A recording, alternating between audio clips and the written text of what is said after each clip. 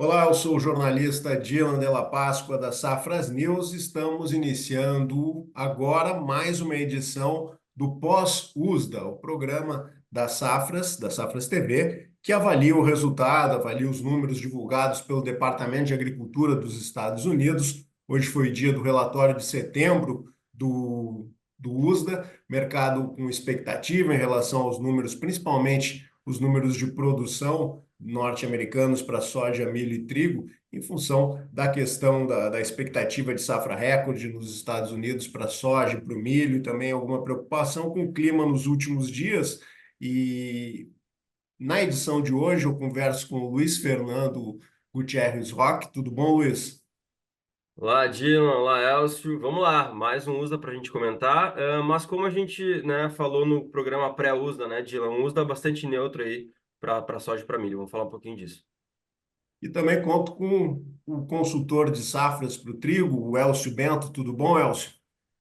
Olá, Dylan. Olá, Luiz. Olá a todos. No trigo, Estados Unidos sem alterações e no mundo alguns ajustes pontuais. Então, vamos lá, vamos começar então falando sobre o mercado de soja. A gente coloca na tela os principais números divulgados hoje. No relatório de setembro, em relação à produção dos Estados Unidos na temporada 2024-2025, o USDA estimou uma safra de 124 milhões e 800 mil toneladas, número um pouco abaixo do que o mercado projetava, mas semelhante ao número de agosto. Em relação aos estoques, estimativa de estoques perto de 15 milhões de toneladas, o número também veio abaixo da estimativa do mercado e abaixo também da previsão do relatório anterior divulgado em agosto. Para 2023, 2024, os estoques dos Estados Unidos estão estimados em 9 milhões e 250 mil toneladas, um pouco abaixo do que o mercado esperava, e também houve um corte em relação à estimativa de agosto. Para os estoques globais, número de 134 milhões e 600 mil toneladas para soja na temporada 2024-2025, acima do projetado pelo mercado e também acima do que foi indicado no relatório anterior. Estoques globais 2023-2024, 112 milhões e 250 mil toneladas, acima do mercado e um pouco abaixo dos números de agosto.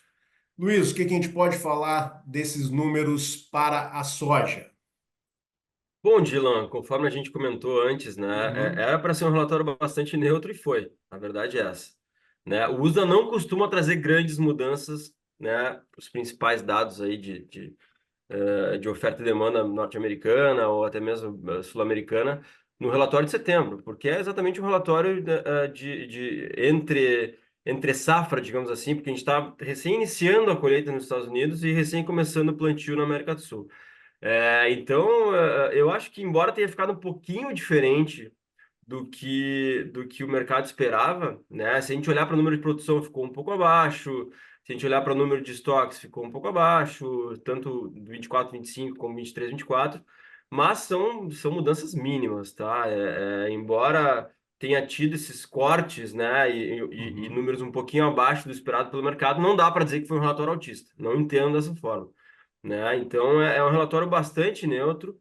Eu acho que a gente tem que ficar atento agora para a colheita americana, para ver como é que vai ser, se as condições de lavouras vão continuar boas ou vão piorar um pouquinho. Acho que não devem piorar, tá?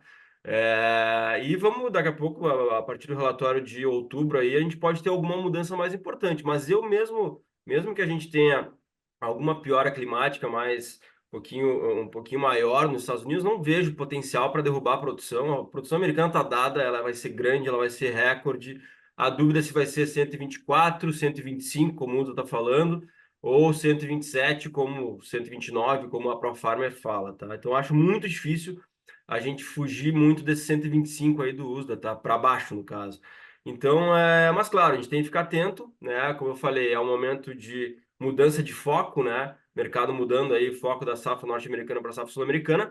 E eu acho que o principal ponto agora, apesar de a gente ter um início de colheita nos Estados Unidos e ainda ter uma certa importância o clima nos Estados Unidos, eu acho que é o clima sul-americano que ganha força, tá? Uhum. Inclusive, no meu entendimento, os movimentos positivos recentes da soja foram muito em cima desse atraso de plantio no Brasil, né? Pela seca, queimadas, mas principalmente a seca, né? na região Uhum. central, essa demora na chegada de chuvas. E se ao longo de setembro essa seca continuar, a gente vai continuar vendo atraso e a gente vai continuar vendo o mercado especulando com uma possível área menor no Brasil e, consequentemente, uma possível produção menor. Então, por enquanto, né, eu entendo que o mercado ele tem alguma firmeza em cima disso. E no fim das contas, o relatório do USA não traz nenhuma grande mudança para o mercado. O mercado até está subindo, né? Chicago no Uhum. pós-USDA, mas eu entendo que não é por conta desses números, é mais por essa questão da especulação climática aí com relação à América do Sul, que daqui para frente vai ser a grande dúvida do mercado, né? O tamanho da safra sul-americana. Confirmando então o que o Luiz vem comentando, a soja para novembro em Chicago, perto do fechamento, faltando pouco menos de 20 minutos para fechar o mercado, cotada na posição mais negociada, US$ 10,11, uma alta de 1,04%. Talvez um impacto psicológico desse relatório do Departamento de Agricultura, mas, como o Luiz Fernando vem colocando, preocupação mais agora com o clima no Brasil.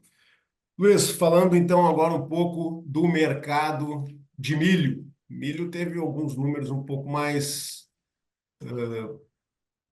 pouca coisa mais consistente em relação ao que vinha trabalhando, pelo menos o resultado de Chicago foi um pouco mais acentuado. Vou passar os números, vamos ver aí na tela, depois o Luiz comenta o que pode ter impactado no milho esse relatório de setembro. Você vê na tela aí que a produção dos Estados Unidos em 2024, 2025 foi estimada em 385 milhões e 700 mil toneladas, acima da previsão do mercado e também acima do que foi projetado, do que estava sendo trabalhado pelo USDA em agosto. Estoques 2024-25 dos Estados Unidos a 52 milhões e 200 mil toneladas, também acima do mercado e um pouco abaixo do número de agosto. Os estoques 2023-2024, 46 milhões de toneladas, abaixo do mercado e também abaixo de agosto. Estoques globais 2024-2025 a 308 milhões e 350 mil toneladas, abaixo da previsão do mercado e também do número de agosto. E os estoques globais 2023-2024, 309 milhões e 630 mil toneladas, um número que ficou acima da previsão do mercado e também acima do que o USDA indicava em agosto. A gente sentiu que na Bolsa de Chicago, pelo menos o impacto nessa no dia de hoje, na quinta-feira, logo depois do relatório de ser divulgado, os números caíram e agora estão se recuperando e caminhando em leve alta. O que a gente pode considerar desse relatório, Luiz? Eu acho que no fim das contas um relatório muito parecido em termos de tendência, tá? Uhum, Ou em termos de impacto com a soja, ou seja, um relatório bastante neutro, né, Dylan? Se a gente olhar para os números de milho, a gente está falando de volumes bem maiores, né? Então, assim, vamos lá, 1 milhão de toneladas para cima ou para baixo, a verdade é que não muda praticamente nada.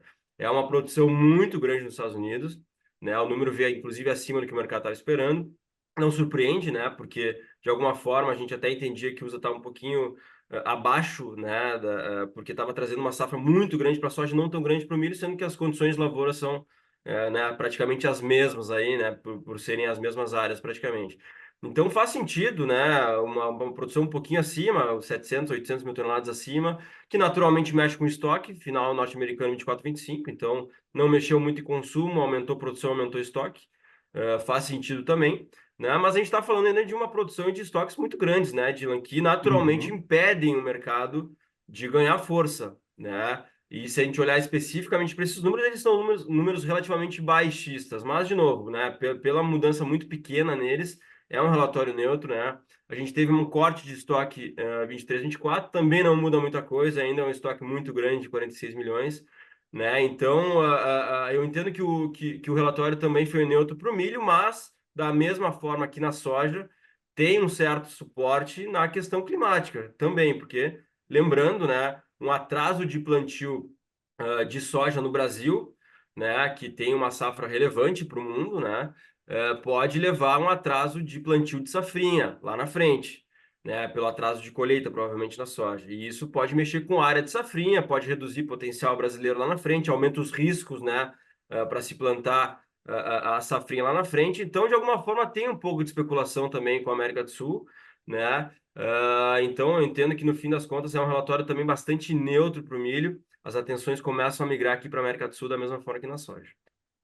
Tá certo, Luiz. Então, conferindo esse fechamento, esse quase fechamento na Bolsa de Mercadorias de Chicago, posição dezembro, a mais negociada, 4 dólares e 6 centavos e 3 quartos, uma alta de 0,49%, mercado mudando de direção perto do fechamento. Logo após o relatório, chegou a cair mais de 1% e a posição dezembro estava abaixo de 4 dólares. Mas, como o Luiz colocou, realmente essas mudanças, esses movimentos são pontuais, porque o relatório continua mostrando um quadro que a gente já vem trabalhando, que Safras já vem trabalhando, que é de uma ampla oferta mundial, tanto do milho quanto da soja. Vamos falar então agora, para encerrar um pouco do mercado de trigo. Eu passo os números, a gente coloca aí na tela os números. A produção dos Estados Unidos, estimada em 53 milhões e 900 mil toneladas, praticamente o mesmo número de agosto. Estoques 2024-2025 a 22 milhões e 500 mil toneladas, pouco acima do mercado e praticamente repetindo o número de agosto. Estoques 23-24 a 19 milhões e 100 mil toneladas, mesmo número divulgado em agosto. Em relação ao quadro de oferta e demanda mundial, estoques globais projetados em 2024-2025 a 257 milhões 220 mil toneladas, número acima da estimativa do mercado, e também houve uma elevação na comparação com o relatório de agosto. Estoques globais 2023-2024 a 265 milhões e 250 mil toneladas, número acima do mercado e também superando o que era projetado em agosto. Elcio, o que a gente pode falar desse relatório e que impacto teve sobre o mercado? Impacto sobre o mercado, começando de trás para frente, muito pouco, tanto é que as bolsas estão de lado, não oscilaram muito, não mexeu muito, um relatório também neutro para o trigo.